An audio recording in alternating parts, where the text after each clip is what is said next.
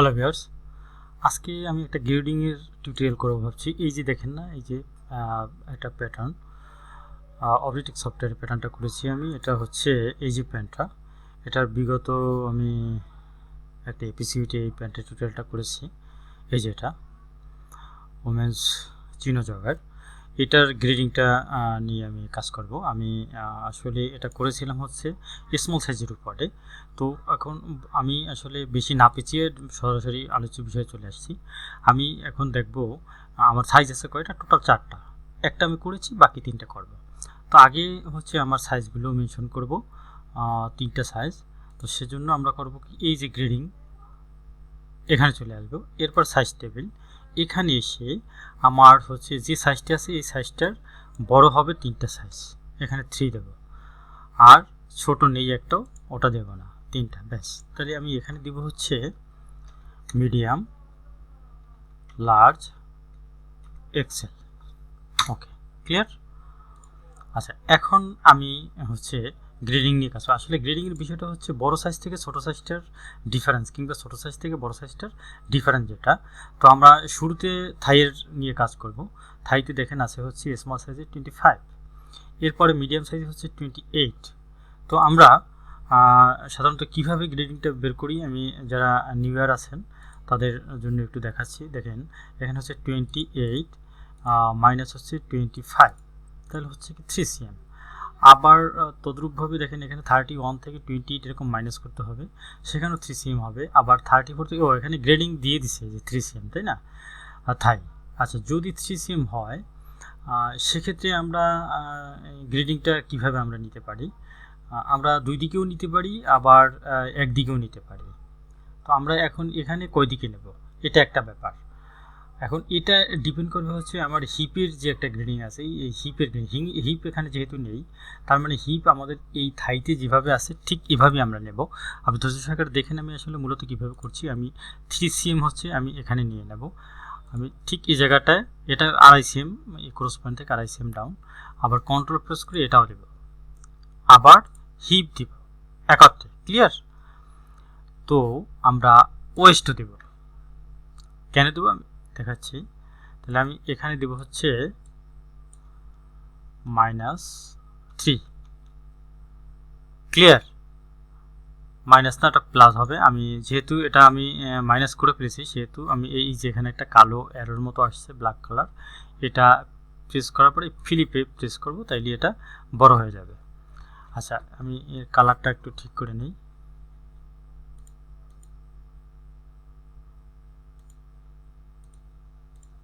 ব্যাস, এখন আমরা যেটা করব সেটা হচ্ছে ব্যাক পার্টে যেহেতু আমি কাজটা করছি, আমি এখন করব ব্যাকরেজ। ব্যাকরেজে হচ্ছে 2 cm।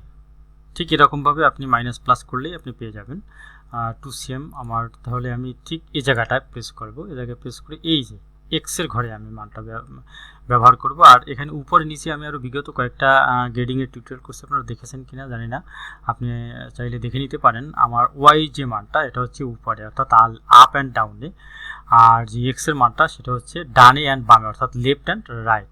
তো এখন এটা হচ্ছে রাইটে, অনলি রাইট। তো আমি এখানে মানটা বসিয়ে দেবো হচ্ছে 2 cm। ক্লিয়ার? এখন কথা হচ্ছে আমি এই 2 cm সাইড সিমও দিয়ে অ্যাপ্লাই করবো এখানে, না হলে আমার এটা মিলবে না। ওকে, এখন হচ্ছে নিজ যেহেতু এখানে ইয়ে নেই, আমাদের কোনো মেজারমেন্ট নেই, আমরা আমাদের স্ট্যান্ডার্ড মেজারমেন্ট অনুযায়ী নিয়েছিলাম।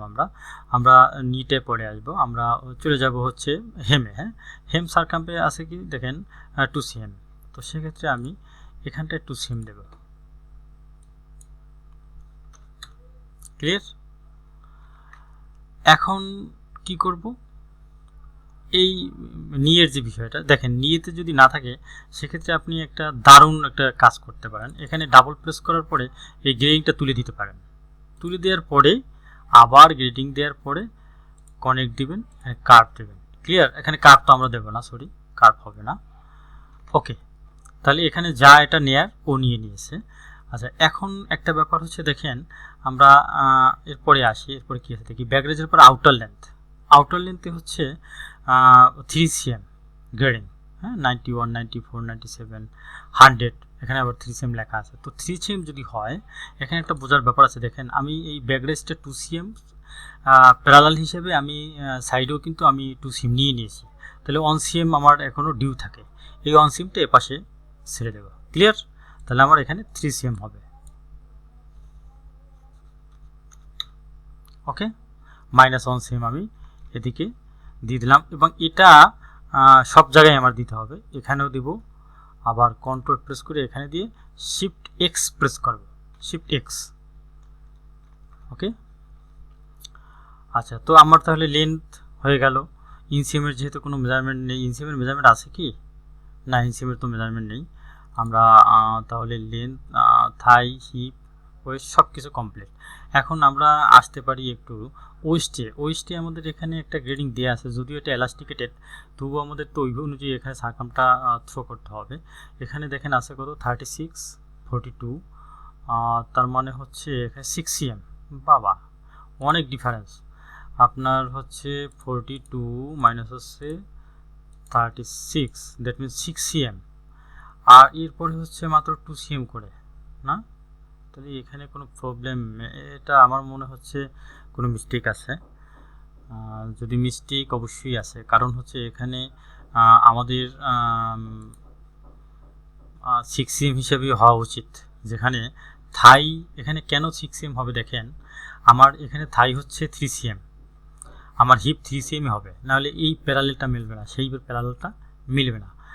আর যদি এটা না মিলে এই ওয়েস্টটাও মিলবে না। তার মানে আমার হিপ এবং ওয়েস্ট একই ক্যাটাগরিতে চলে আসবে থাই সহ। সেজন্য আমরা বায়ারের সঙ্গে কথা বলে আমরা এটার কাজ করব, অর্থাৎ এই ওয়েস্টের। এখানে একটা দেখছেন টেকনিক্যাল ইস্যুতে কিন্তু এটাই আপনাকে বায়ারের সঙ্গে কমিটমেন্টটা ঠিক করতে হবে, যে আপনার এখানে কতটুকু প্রয়োজন আছে আর এখানে ওরা দিয়েছে কতটুকু। দ্যাট মিনস আপনি এখানে এই লজিকটা তাকে থ্রো করতে হবে। আমার থাইতে যেহেতু 3cm, সেক্ষেত্রে আমার on size, on size grading হচ্ছে 6cm, বাকিগুলো 2cm, এটা হবে না, এখানে সবগুলো 6cm দিতে হবে। আচ্ছা, যদি সেটা নাই হয়, আমরা যদি 2cm হয়, আপনি বলতে পারেন যে ওকে 2cm হলে তখন সেক্ষেত্রে আমরা কি করতে পারি? সেক্ষেত্রে আমরা এখানে হবে 1cm। তো 1cm যদি হয়, আমরা এখানে 3cm দিয়ে দিয়েছি না, আর বাকি 1cm আপনি এখান দিয়ে ডাউন করে দিতে পারেন। এই কিন্তু সেক্ষেত্রে শেপটা কোথায় যায় দেখছেন? তার মানে হবে না এটা। আর আপনি যদি এখানে ডাউন করে দেন, এখানেও হবে না। এখানে আমি যদি 1cm দিই, তার মানে কি আমার তাহলে অন অ্যারাউন্ড 2cm হলো, তাহলে হলো না, দেখছেন? তার মানে বায়ারকে এটা নোট দিয়ে এটা নিয়ে আসতে হবে মেজারমেন্টটা। আচ্ছা, ওকে, আমরা ব্যাক পার্ট পেয়ে গেছি। আমরা এখন এই ব্যাক পার্টটা ফ্রন্ট পার্টে থ্রো করব। তো সেজন্য আমরা ঠিক এই জায়গাটায় করে শিফট, এই জায়গাটা কার্সারটা এনে ক্লিক করবে, এরপর শিফট সি এনে এই জায়গাটায়, আর হচ্ছে কন্ট্রোল প্রেস করে এই জায়গাটায় আমি শিফট এক্স দিয়ে দিতে পারি। এরপরে এটাকে শিফট এক্স দিয়ে এখানে দেবো হচ্ছে শিফট ভি। ক্লিয়ার? এখানটাকে শিফট সি দিয়ে এখানে শিফট ভি প্রেস করতে হবে। ওকে, এরপরে এখানে যা আছে আমি শিফট সি দেব, এখানে শিফট ভি দেব, আবার ঠিক এখানটাতেও শিফট সি প্রেস করে এখানে, এখানে আর এখানে শিফট ভি প্রেস করে দেব, এখানেও শিফট ভি প্রেস করব। ক্লিয়ার? আর এই জায়গাটায় যা আছে এটা শিফট সি প্রেস করে এখানেও শিফট ভি প্রেস করব। ক্লিয়ার? আর এখানে কি প্রেস করব, এখানে আমার এটা যা আছে ঠিক এটা, এখানে আমি কন্ট্রোল ধরে এখানেও কন্ট্রোল প্রেস করে আমি শিফট এক্স প্রেস করে দিলে এটা ওকে।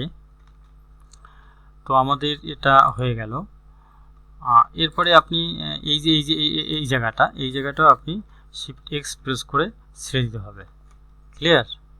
আচ্ছা, এখন আমার এখানে পকেটের গ্রেডিং আসলে সাধারণত আমাদের থাকে না, পকেটের গ্রেডিং খুব কমই থাকে, আমরা এখানে দিব না। আমরা পকেটের গ্রেডিং এখানে আমরা পকেটের গ্রেডিংটা একবারে শেষ করে দিই। আমার এখানে যা আছে, যেহেতু এখানে কোনো গ্রেডিং নেই, তার মানে আমি এইভাবে রাখলেও চলে, তবু আমি এটার সাথে মিলিয়ে দিই। শিফট সি প্রেস করে এখানে কন্ট্রোল ধরে এই তিনটা সিলেক্ট করে শিফট ভি দিয়ে দিলাম। ক্লিয়ার? আর হচ্ছে এখানটাকে শিফট এক্স দিব, এটাকেও শিফট এক্স দিব। এটা দেখেন, এটা কিন্তু উল্টো হয়ে গেছে, এরকম হয়, উল্টো হয়। সেজন্য আপনার কী করতে হবে, আপনার এটা হচ্ছে কি লেফট অ্যান্ড রাইটের সাইড, অর্থাৎ লেফট সাইডে গেছে। তার মানে আমি এটাকে এভাবে সিলেক্ট করে এই যে অ্যারো আছে, এই যে ব্ল্যাক কালার অ্যারোটা আসছে, আমি রাইট বাটন প্রেস করে ফ্লিপ করে দেবো, এর জায়গায় চলে গেছে। ক্লিয়ার? এটাকেও আমি এরকমভাবে করে দিতে হবে। জাস্ট এটা কপি পেস্ট করবে, শিফট সি দিয়ে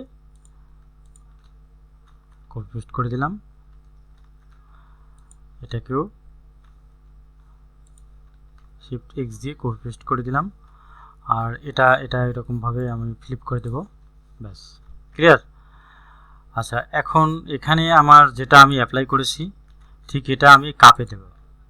কন্ট্রোল দিয়ে প্রেস করে আমি শিফট ওয়াইও দিতে পারি, শিফট ভিও দিতে পারি, আপনি যেটা দেন।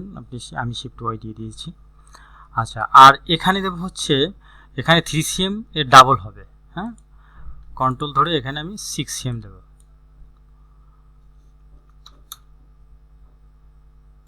মাইনাস দিয়েছি, ফ্লিপ দেব। ক্লিয়ার? আচ্ছা, তো এখন কথা হচ্ছে আমি এটার গ্রেডিংটা কিন্তু করে ফেলেছি অলরেডি, আমার হয়ে গেছে। এখানে আর এরকম কিছু নেই। পকেট ওপেনিংয়ের এটা 3cmই রেখেছে এরা। তো আমরা ওখানে সমান গ্রেডিং দিই না। আর ডাস্টিংয়ের গ্রেডিংয়ের জন্য আপনি আলাদাভাবে এটার মেজারমেন্টটা শো করতে হবে। ওয়েস্টবেন্ট হাইটে কোনো গ্রেডিং নাই, কাপ হাইট ডিপতেও কোনো গ্রেডিং নাই, আর সিম ফরওয়ার্ডে কোনো গ্রেডিং নাই। হ্যাঁ, যেটা সিম ফরওয়ার্ডটা কীভাবে নেবে সেটা তো আমি এই যে টিউটোরিয়ালটা করেছি সেখানে দেখিয়েছি। ওকে, তাহলে দেখেন আপনি, আপনার কাছে কী মনে হচ্ছে গ্রেডিংটা একদম ইজি না? হ্যাঁ, ইজি। তবে এখানে আরেকটা কাজ আছে, কিন্তু এখানে শেষ নয়। আপনি এই ভিডিওটা এখানে ছেড়ে যাবেন না, ইম্পর্টেন্ট জিনিস কিন্তু এখন রয়ে গেছে। এই জায়গাটাকে আপনি এটার মতো করে দিতে পারেন। হ্যাঁ, ইম্পর্টেন্ট ইস্যুতে কিন্তু আমি এখন আসিনি, আমি এটা একটু ঠিক করে দিলাম।